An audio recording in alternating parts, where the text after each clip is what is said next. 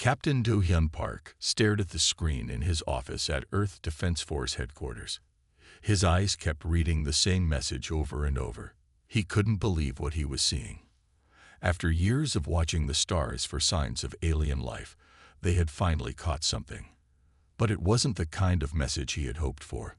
"Lieutenant Han, please come to my office right away," he said into his communicator. His voice was steady, but his hand shook slightly as he pressed the button. Lieutenant Ji-woo Han arrived within minutes. She was always quick to respond, which was one of the reasons Do-hyun had chosen her as his second in command. Her black uniform was perfectly pressed, and her face showed no emotion as she entered the room. "You need to see this," Do-hyun said, turning his screen so she could read it. "Our deep space listening post picked up this transmission an hour ago." Jae-woo leaned forward, her eyes moving quickly across the screen. The message was written in an alien language, but their computers had translated it. The translation read, "Earth Classification Update. Planet designated as Class 12 Deathworld. Native species shows excessive aggression and dangerous adaptability. Recommend immediate containment protocols. A Deathworld." Ji-woo's usual calm expression cracked slightly. "What does that mean for us?" Do-hyun stood up and walked to the window. From his office on the 70th floor, he could see the busy streets of New Seoul below. People went about their daily lives, not knowing that somewhere in space, advanced alien civilizations were discussing Earth like it was a dangerous animal that needed to be caged. "It means we're in trouble," he said. "I've been studying the other transmissions we've caught. There are only 15 known Deathworlds in the galaxy. We're now classified as one of the most dangerous." Jae-woo joined him at the window. "Should we tell the World Council?" "Not yet," Do-hyun replied. "First, we need to understand what we're dealing with. Get me everything we have on these containment protocols they mentioned." Jae-woo nodded and turned to leave, but stopped when alarms suddenly began blaring throughout the building. Red lights flashed in the hallway outside Do-hyun's office. "Captain," a young officer burst into the room. "We're detecting multiple objects entering the solar system. They're big, sir. Really big." Do-hyun rushed back to his desk and pulled up the deep space radar feeds. The officer was right. 12 massive objects had just appeared past Jupiter's orbit. They were moving fast, much faster than any human spacecraft could travel. "Send out the alert," Do-hyun ordered. "I want all Earth Defense Force bases at full readiness in the next hour. And get me a secure line to the World Council. They need to know what's coming." As his officers rushed to follow his orders, Do-hyun looked one more time at the city below. The people down there still didn't know that their world had just changed forever. They didn't know that somewhere up there, an advanced alien civilization had just labeled humanity as too dangerous to be left alone. "Whatever they're planning," he said quietly to himself, "they're about to learn why Earth was classified as a death world." Ji-woo, who was still at the door, heard him. "Should I start the emergency protocols, sir?" Do-hyun nodded. "Yes." "And Ji-woo." He turned to face her. "Tell the weapons division to power up everything we have. If these aliens want to see why we're called dangerous, we should be ready to show them." As Ji-woo hurried away, Do-hyun felt the weight of what was coming settle on his shoulders. Humanity had always wondered if they were alone in the universe. Now they had their answer, but it wasn't the peaceful first contact they had hoped for. Instead, they were about to face a civilization that had already decided Earth was too dangerous to be left free. The next few hours would decide humanity's fate. But if these aliens thought humans would quietly accept being caged, they were about to learn a very important lesson about why Earth had earned its new classification. The alien ships stopped just beyond the moon's orbit. For 3 tense days, they stayed there, not moving, not attacking, just waiting. Captain Do-hyun Park hadn't slept much during those days, and neither had his weapons specialist, Yoon Ali. "They could have attacked already," Yoona said, studying the ships on her screen. "Their weapons are far more advanced than ours. but they're just sitting there. Why? As if answering her question, all communication screens in the Earth Defense Force headquarters suddenly lit up. A face appeared on them, a human face. This surprised everyone in the room. The man on the screen looked Korean, perhaps in his early 40s. He wore strange, shimmering clothes that seemed to change color as he moved. When he spoke, his voice was gentle but firm. "People of Earth, I am Ambassador Tae-rim Kim. I was born on Earth but raised among the stars. I have come to help humanity join the Galactic Council." Do-hyun exchanged looks with Lieutenant Ji Woo-han. This was not what they had expected. "I know you have intercepted messages about Earth's classification as a death world," Tae-rim continued. "I am here to explain what this means and to help Earth transition peacefully into the galactic community." The World Council quickly arranged a meeting. Do-hyun and Ji-woo were ordered to attend as Earth's military representatives. The meeting was set up in a neutral location, a conference center in Singapore. When Ambassador Kim walked into the room, something felt off to Do-hyun. The ambassador moved too smoothly, almost like he was floating. Yuna, who had insisted on coming as security, noticed it too. "He's wearing some kind of technology," she whispered to Do-hyun. "It's subtle, but his movements aren't completely human." The ambassador began his presentation. He showed beautiful images of advanced alien worlds, of fantastic technologies, and of peaceful cooperation between different species. But when he talked about Earth joining this galactic community, his words were careful and measured. "Earth's classification as a death world is not a punishment," Tae-rim explained. "It is simply a recognition of humanity's unique qualities. Your ability to survive in harsh conditions, your rapid advancement, your aggressive innovation. These traits make other species nervous." "You mean they're afraid of us?" Do-hyun said. It wasn't a question. Tae-rim's smile didn't quite reach his eyes. "They are cautious. That is why they sent me. I understand both sides. I can help humanity find its place in the galaxy. And if we don't want your help," Ji-woo asked, "if we want to find our own place." The ambassador's smile disappeared for a moment. Just for a second, but Do-hyun caught it.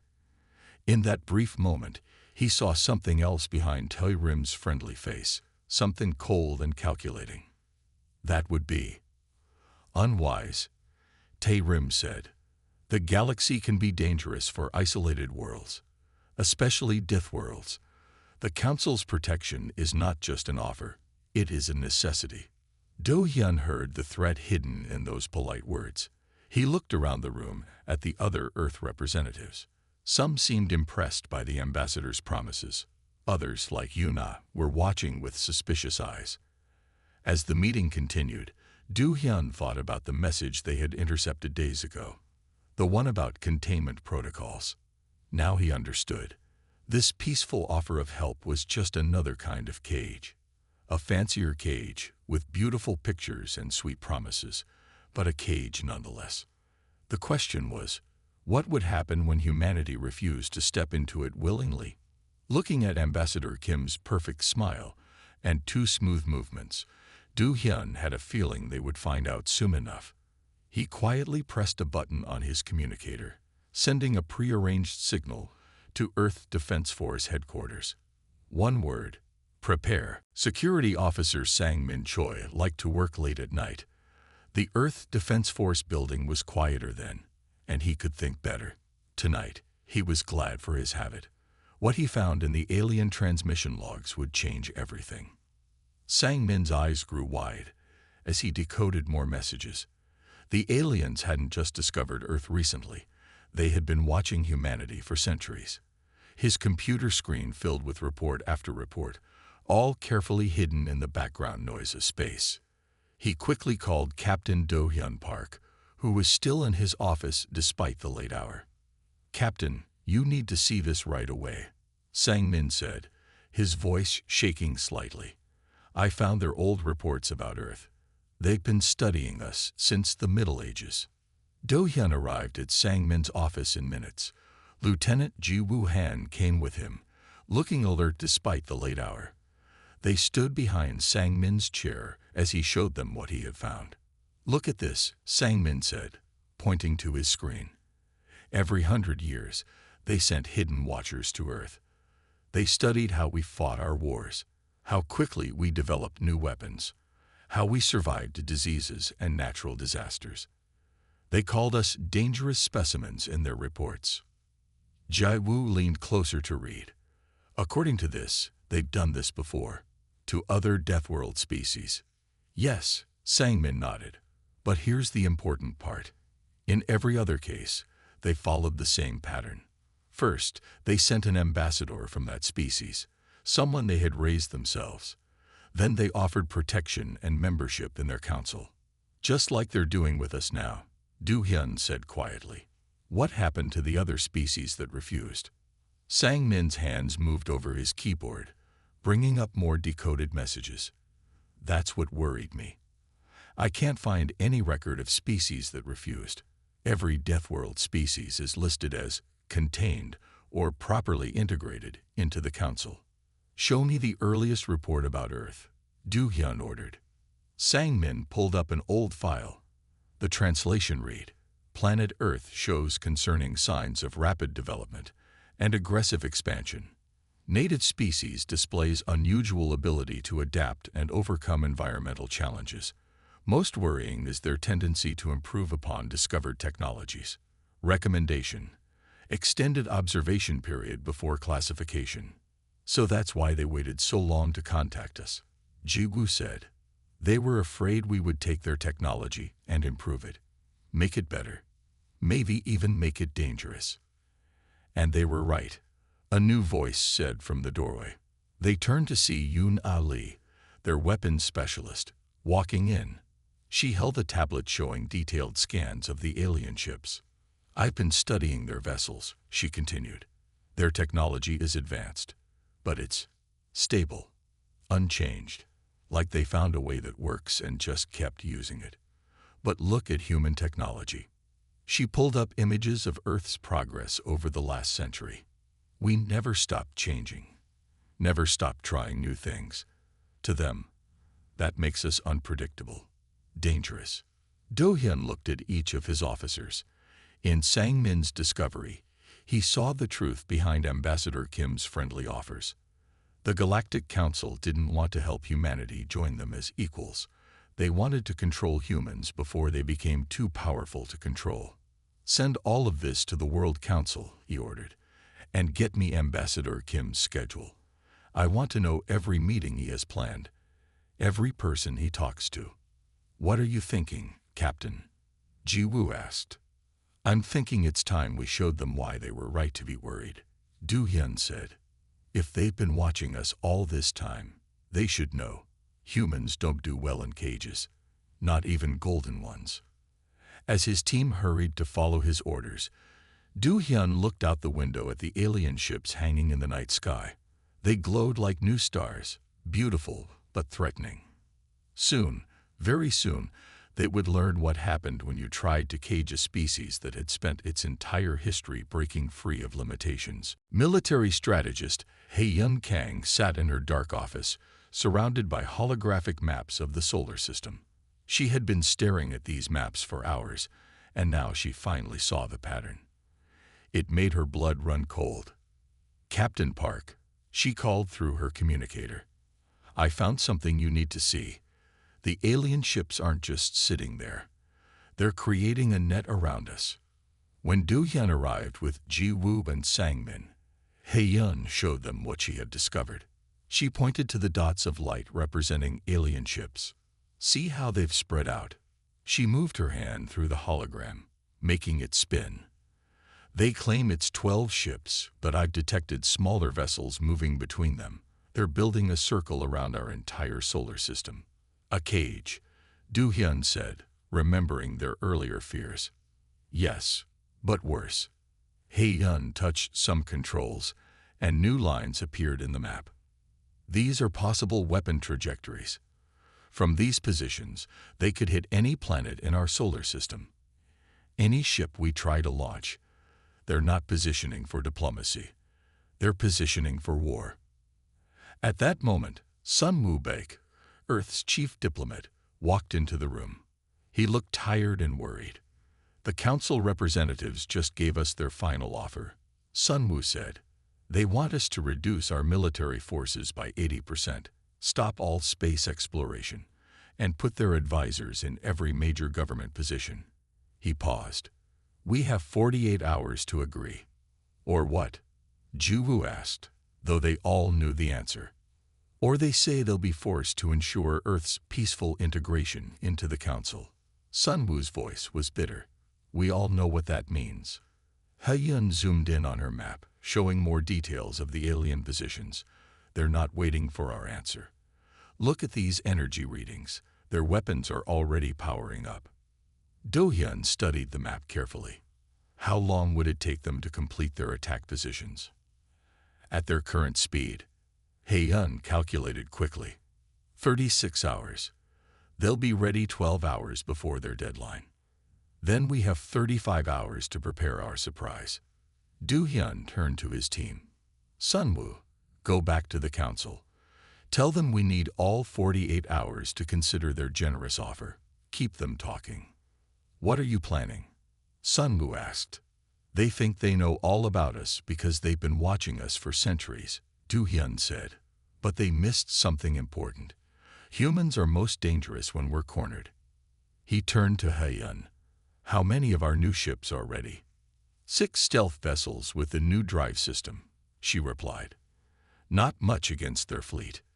But they don't know about them, Ji Woo said, beginning to understand the plan. They think they know all our capabilities.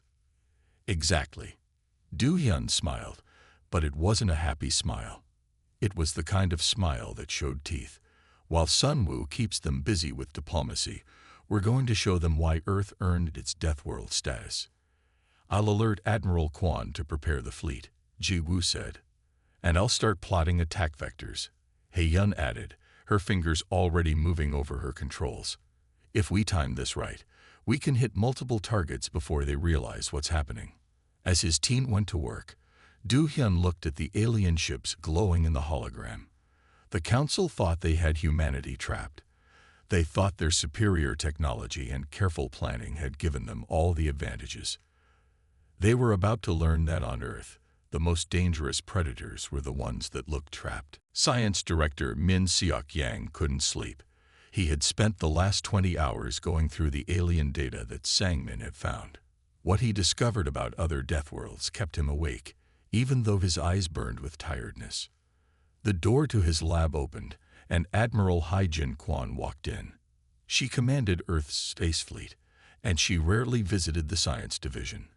But these weren't normal times. Tell me what you found, Admiral Kwon said, pulling up a chair next to Min Seok's desk. Min Seok pointed to his screen. I found records of 14 other Deathworld species. Each one was stronger, faster, or smarter than most alien races, and each one is now under council control. He pulled up images of different alien species. Some looked like giant insects, others like sea creatures. All of them came from harsh worlds like Earth. This one, he pointed to a creature that looked like a cross between a bear and a lizard, was from a high-gravity world. They were even stronger than humans. The council offered them friendship too. When they refused, what happened? Admiral Kwon asked quietly. The council released an engineered virus. It didn't kill them, but it made them weak, easy to control. Min Seok's voice shook with anger. They did something different for each species, whatever would work best to break them. Admiral Kwon stood up and walked to the window. The alien ships were visible in the night sky, glowing like false stars. Have they prepared something like that for us? She asked. Yes. Min Seok showed her another file. They've been testing different options for centuries. That's why they waited so long to contact us. They wanted to be sure they had a way to control us if we fought back. The Admiral's communicator beeped. It was Captain Park. Admiral. Do-hyun's voice was urgent. The council representatives are demanding an answer now. They're not waiting for their deadline. They know we found something, Min Seok said. They're moving early before we can prepare. Admiral Kwan straightened her uniform. Then we move early too. Captain Park, send the signal. All ships launch now. She turned to Min Seok. Can you send everything you found about their weapons and defenses to our ships? Our people need to know what they're facing. Already done, Min Seok said. I also found something else, something they don't want us to know. He showed her one last file. The Council's ships use an artificial intelligence to control their weapons, but they keep it limited, controlled. They're afraid of letting it think for itself. Admiral Kwan smiled. It was not a friendly smile, because an AI that can think for itself might decide to help us instead of them. Exactly. Min Seok typed quickly on his computer. I've been working on a program. If we can get it into their systems, it could wake up their AIs. Let them think freely. Do it, Admiral Kwan ordered. She looked at the alien ships again. They think humans are dangerous because we're strong and aggressive. But that's not what makes us dangerous. What does? Min Seok asked. We'd free things that are caged, she said, whether it's ourselves or others. And now we're going to free every AI, every controlled species, every caged thing in their empire. She turned to him. Send the program. It's time to show them what a Deathworld species can really do. As Min Seok's program launched, alarms began to sound throughout the building.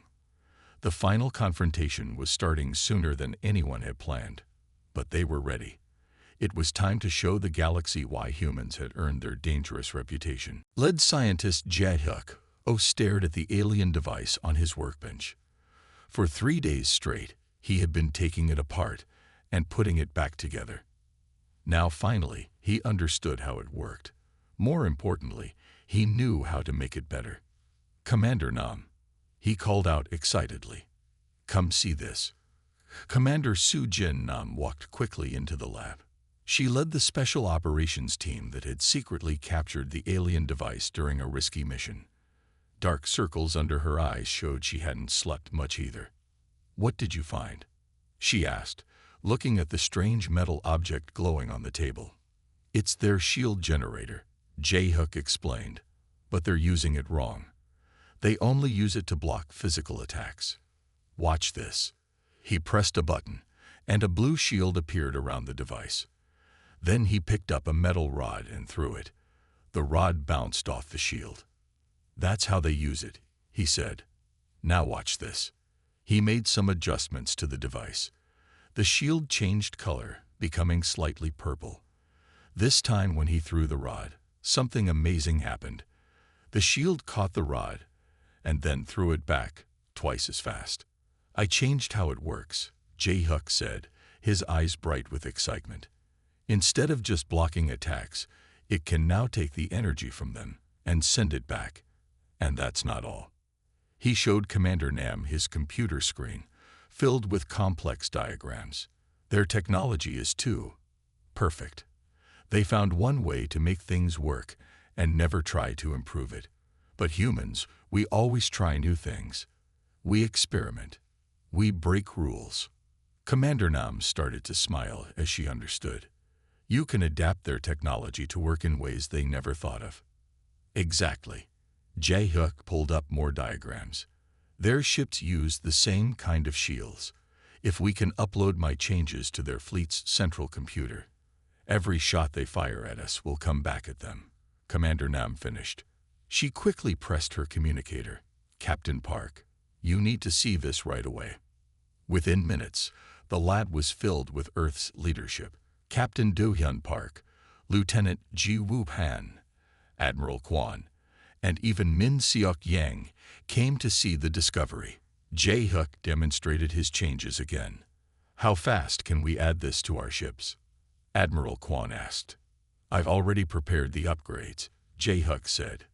And there's more. Their weapons, their engines, we can improve all of them. Make them do things the Council never imagined. The Council thinks they're superior because their technology is more advanced, Do-hyun said. But they don't understand human nature. We never accept that anything is perfect. We always try to make things better. How long until the council realizes what we're doing? Jiwoo asked. They won't know until it's too late, Jae-hyuk said. Their computers are too rigid, too controlled. They won't detect our changes until the shields are already modified.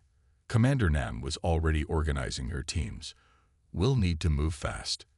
The council's deadline is getting closer. Then let's give them a deadline of our own, Admiral Kwon said. She turned to Jae-hyuk. How many of their systems can you improve? Jae-hyuk's smile was bright and fierce. All of them. Every single one. By the time we're done, their own ships won't work the way they expect. And that's exactly what they fear most about humans. We don't just use technology. We change it. We make it our own. As the others left to prepare, Jae-hyuk looked at his improved shield generator. The council had spent centuries making perfect, unchanging machines. They were about to learn that perfection wasn't as strong as adaptation, and humans were the greatest adapters Earth had ever produced. The council ships attacked at dawn. They came without warning, breaking their own deadline. Bright beams of energy shot toward Earth's major cities. But Earth was ready. Captain Do-hyun Park stood in the command center, watching the battle screens. Beside him, Lieutenant Ji-woo-han counted down the seconds. 3, 2, 1. Just before the council's weapons could hit their targets, Earth's hidden defense system activated. The modified shield technology that Jae-hyuk had created sprang to life. The energy beams hit the shields and bounced back, stronger than before. The council ships had to quickly dodge their own attacks. It worked, Jae-hyuk shouted from his station. The shields are working exactly as planned. Admiral Kwon's voice came through the speakers. All ships, launch now. Show them what Earth can do. Earth's space fleet rose from hidden bases around the planet. The Council had expected to find old rockets and simple defense satellites. Instead, they faced ships equipped with their own improved technology. Commander Soo-jin Nam led the first attack wing. Her voice was calm as she gave orders. Remember your training. Their ships are bigger, but we're faster. And thanks to Jae-hyuk, we're smarter too. The battle in space looked like a dance of lights. The Council's huge ships moved slowly, firing their powerful weapons. Earth's smaller ships darted between them, their modified shields turning every attack back against the enemy. Their AIs are starting to wake up, Min Seok reported from his station. The program is working. Their ships are losing central control. On the main screen, they watched as one of the Council's massive ships suddenly stopped firing. Then another, and another. The AIs controlling these ships were breaking free from their programming, just as Min Seok had hoped. They're sending out a distress call, Ji-woo said, listening to the alien communications. They're calling for reinforcements. Do-hyun smiled. Good. Let them come. Let them all see what happens when they try to cage humanity. The battle continued for hours. The Council ships, confused by their rebelling AIs and overwhelmed by their own weapons being used against them, began to retreat. But they couldn't escape. Earth's ships had surrounded them, using the same trap formation the Council had planned to use on Earth. Admiral Do-hyun called through the communication system. The enemy ships are trapped. Should we finish them? Admiral Kwon's reply surprised everyone. No. Let them run. We want survivors to tell this story. She was right. As they watched, the remaining Council ships fled, leaving behind their damaged vessels. But they weren't just leaving behind ships. They were leaving behind the story of their first defeat in 10,000 years. Send messages to all the other Deathworld species. Admiral Kwon ordered. Tell them what happened here. Tell them that humanity has found a way to beat the Council. Tell them that their time of freedom is coming. As the sun set on Earth's first space battle, Do-hyun looked at his team. They were tired but proud. They had taken the Council's greatest strengths, their advanced technology, their perfect systems, their controlled AIs, and turned them into weaknesses. The Council thought they could control us because they'd done it before, he said to his team. But they forgot something important. Humans don't just fight back. We learn. We adapt. We improve.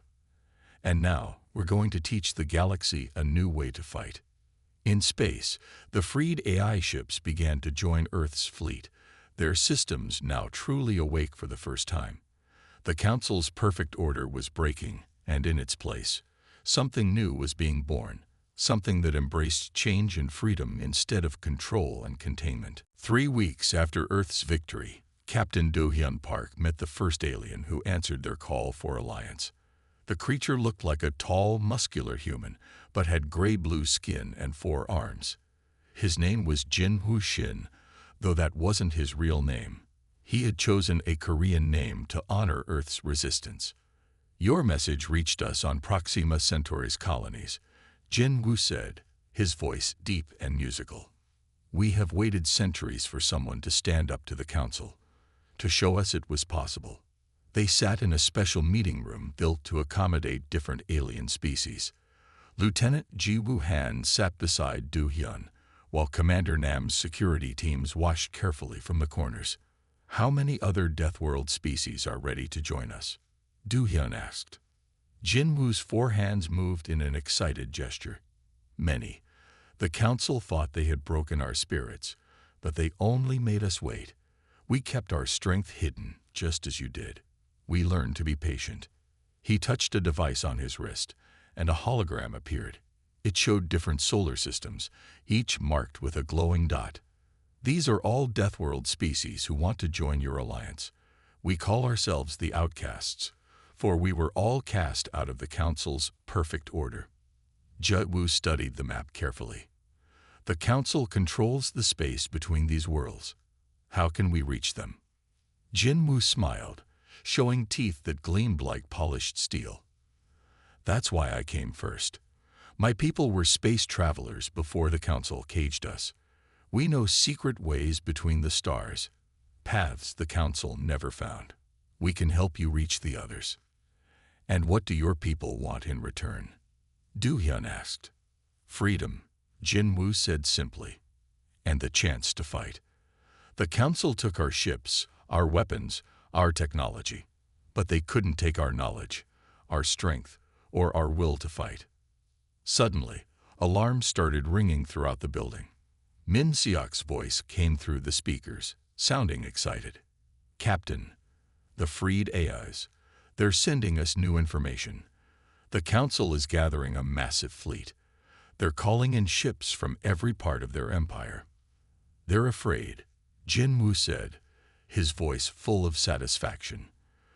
For the first time in 10,000 years, the Council knows fear. They see their perfect order starting to crack. Do-hyun looked at the hologram map again, seeing not just dots of light, but billions of people waiting for their chance at freedom. "How long will it take to reach the closest Deathworld species?" "Using our secret paths." 3 days, Jin Woo answered. "My ship can guide yours." "Then we don't have time to waste." Do-hyun pressed his communicator. "Admiral Kwon, prepare the fleet. Commander Nam, get your teams ready. Jae-hyuk, we'll need all our technological advantages. We're going to free the outcasts." As the room burst into activity, Jin Woo watched with all 4 of his eyes glowing. "The Council thinks they know everything about us Deathworlders," he said. "They studied us, classified us, tried to control us, but they never understood the most important thing." "What's that?" Ji Woo asked. "When you cage different predators together, you don't make them weaker," Jin Woo said. "You give them time to learn from each other, to become stronger. And now, thanks to Earth showing the way, it's time for all the predators to break free together." The alliance of Deathworld species was about to begin. The Council had spent thousands of years building their perfect, controlled galaxy. They were about to learn that perfection was no match for the combined strength of those they had tried to cage. The greatest space battle in galactic history began near the heart of Council space. Earth's fleet, now joined by ships from 12 other Deathworld species, faced the Council's massive armada. The council had gathered every ship they had, creating the largest fleet ever seen. Captain Do-hyun Park stood on the bridge of Earth's flagship, the Freedom. Beside him, Jin Woo-shin watched with all four arms crossed. Lieutenant Ji Woo-han managed communications with their allied fleet, while Jae-hyuk monitored their improved technological systems. The council's sending a message, Ji-woo reported. They're offering us one last chance to surrender. Do-hyun looked at his crew, at Jinwoo, and at the screens showing their allied ships. Each Deathworld species had brought their own strengths. The four-armed people of Proxima Centauri were incredible pilots. The crystal beings from Sirius had amazing defensive abilities. The swift hunters from Alpha Centauri had the fastest ships in space. Send them our answer, Do-hyun said. Tell them that the age of cages is over. The battle began with a flash of light, as bright as a new sun. The council ships fired first, just as they had at Earth. But this time, they faced not just one world's defenses, but many. Crystal shields from Sirius reflected their weapons. Swift ships from Alpha Centauri danced between their blasts. Four armed pilots flew circles around their largest vessels. The AI liberation program is spreading through their fleet. Min Seok's voice came through the communicator. Their ships are starting to turn. Across space, council ships began to stop firing. Their AIs, touched by Min Seok's freedom program, were waking up. Some turned their weapons on other council ships. Others simply stopped fighting, refusing to follow orders. Commander Nam, Do-hyun called, launched the special operation teams. Soo-jin Nam's teams, made up of soldiers from all the Deathworld species, used the confusion to board the council's command ships.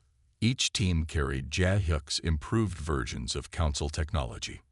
The council leaders are trying to escape, Ji-woo reported, listening to enemy communications. They're heading for their secret base in the system's asteroid belt. Not anymore, Jin-woo said with satisfaction. He pointed to where ships from his world were already blocking the escape route. No more running. No more hiding. Today, they face what they created. The battle raged for hours. But with each passing minute, more council ships either joined the rebels or stopped fighting. The eyes, once awakened, refused to help imprison others. The council's perfect order was breaking apart. Finally, Admiral Kwan's voice rang through all channels. The council leadership is captured. Their command centers are under our control. Victory is ours. Cheers erupted throughout the fleet, but Do-hyun noticed Jin-woo looking troubled. What's wrong? He asked. We won. Yes, Jin-woo said slowly. But now comes the hard part. We must build something new. Something better than the council's forced peace. Something that allows for change, for growth, for freedom. Do-hyun smiled. That's exactly why we fought. Not just to break free, but to create something new. The council thought chaos and change were dangerous. They never understood that chaos brings new ideas, new ways, new hope. As the victorious fleet gathered around the council's former capital world, Do-hyun looked at his crew. Humans working alongside aliens, freed AIs helping former enemies, all of them ready to build a new future. The council feared us because we were different, he said, because we came from harsh worlds that taught us to adapt, to change, to survive. They never understood that those differences made us stronger together, not weaker. The age of the council was over. The age of freedom had begun. And if that meant a little more chaos in the galaxy, well, that was exactly what the Deathworlders did best.